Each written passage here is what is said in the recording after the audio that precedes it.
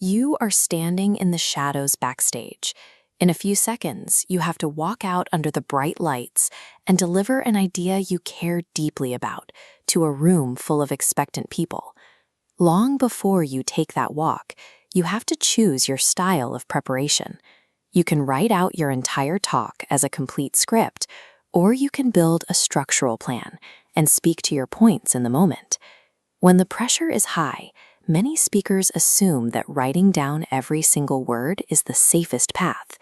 They hope that having the text locked in will act as a safety net if they happen to freeze on stage. Preparation is a resource allocation problem. You are deciding exactly where to spend the hours you have available before you step onto the stage.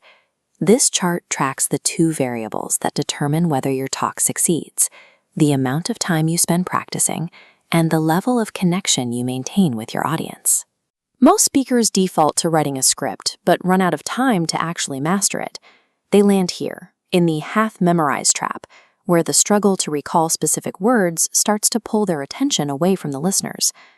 Choosing a presentation plan requires you to match your available preparation time to a delivery system that won't alienate your audience. The fully scripted path requires writing the draft, refining the language, and then committing to a full week of daily memorization. On day one of this process, you don't know the words by heart yet. You might be disorganized or stumble over your points, but your raw passion for the idea is visible and engaging. This line graph shows how your connection to the audience changes over a week of practice. Notice how it starts out high on day one, fueled by your natural excitement. By day 3, you have reached a dangerous middle ground. You know the words, but you've lost the passion. The line plunges into a dead zone called the robot valley. In the valley, you exhibit symptoms of high stress. You stop thinking about the meaning of your words and start reciting them from memory.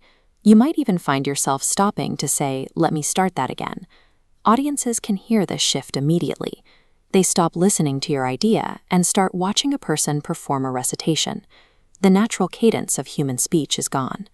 If you keep practicing through days 6 and 7, you reach a breakthrough. The words become automatic, which allows you to focus on the meaning of what you're saying again. Your passion returns, but this time it's backed by a script you know by heart. This illustrates the danger of the scripted path.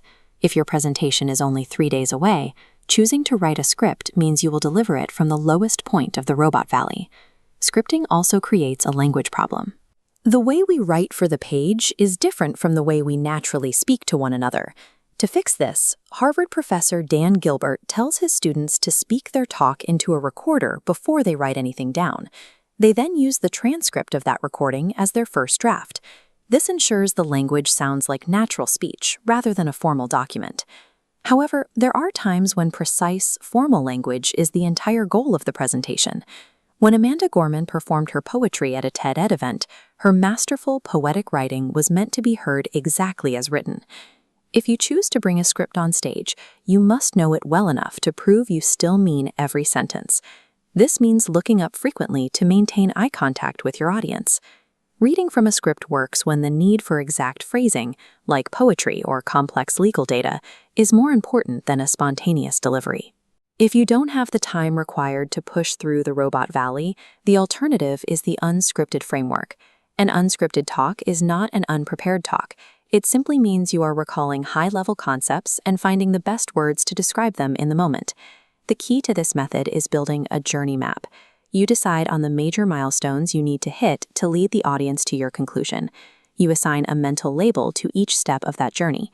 This structure allows you to think out loud and keep your delivery feeling fresh and alive. But this method is vulnerable to complexity. If you try to explain dense, unfamiliar research without a script, you risk losing your place or confusing the listeners. The unscripted method trades the polish of a written script for authenticity, but it only works if you already have a deep mastery of the topic. You can choose your path by looking at 2 factors: your time and your topic. It starts with a simple question. Do you have a week or more to practice? If you have 7 days for a career-defining talk, script it and practice until the words are a part of you. If you have less than a week, avoid the script trap. Build your journey map and speak from your expertise to keep the delivery natural.